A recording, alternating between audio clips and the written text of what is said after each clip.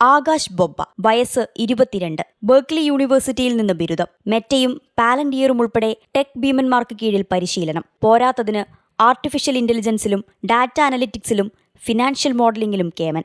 നിലവിൽ അമേരിക്കയുടെ department of government efficiency അഥവാ ഡോജിൽ ഇലോൺ മസ്കിന്റെ കൂടെ കട്ടക്ക് നിൽക്കാൻ നിയോഗിക്കപ്പെട്ടിരിക്കുകയാണ് ഈ ഇന്ത്യൻ അമേരിക്കൻ വംശജൻ. ആകാശ് ബൊബ്ബ മാത്രമല്ല, കൂടെ മറ്റ് 5 പേരുമുണ്ട്. എല്ലാവർക്കും 19 മുതൽ 25 വയസ്സുവരെ മാത്രം പ്രായം. അമേരിക്ക ഫസ്റ്റ് നയം നടപ്പാക്കാൻ മസ്കിനെ മുന്നിൽ നിർത്തി ട്രംപ് ചെറുപ്പക്കാരുടെ പടയൊരുക്കുമ്പോൾ പുതിയ വിവാദങ്ങൾക്ക് ചൂടേറുകയാണ്.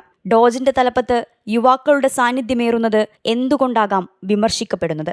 ഉയർന്ന സെക്യൂരിറ്റി ക്ലിയറൻസ് അനുവദിച്ച് സർക്കാർ സംവിധാനത്തിലെ നിർണായക സ്ഥാനങ്ങളിലേക്കുള്ള ഈ ചെറുപ്പക്കാരുടെ പ്രവേശനം തന്നെയാണ് പ്രധാനമായും മുഷിപ്പിന് കാരണമാകുന്നത്. അവരുടെ സാങ്കേതിക യോഗ്യതകൾ ശ്രദ്ധേയമാണെങ്കിലും ഭരണകാര്യങ്ങളിലോ പൊതുപ്രവർത്തനത്തിലോ ഒട്ടും പരിചയസമ്പന്നരല്ലെന്നതാണ് മറ്റൊരു വിമർശനം. ഇത് ദേശീയ സുരക്ഷാ കാര്യങ്ങളിൽ ഗുരുതര പ്രത്യാഘാതങ്ങൾ സൃഷ്ടിക്കുമെന്നാണ് വിലയിരുത്തലുകൾ വരുന്നത്. പഠനം കഴിഞ്ഞിറങ്ങിയവരോ ഇപ്പോഴും പഠിച്ചുകൊണ്ടിരിക്കുന്നവരോ ആയ ഇവർ ഫെഡറൽ ഗവൺമെന്റിന്റെ അതീവ രഹസ്യാത്മകവും സെൻസിറ്റീവുമായ ചില ഫയലുകൾ, വിവരങ്ങൾ, സിസ്റ്റങ്ങൾ എന്നിവ കൈകാര്യം ചെയ്യുന്നതിലെ ആശങ്കകളാണ് വിവിധ കോണുകളിൽ നിന്ന് ഉയരുന്നത്.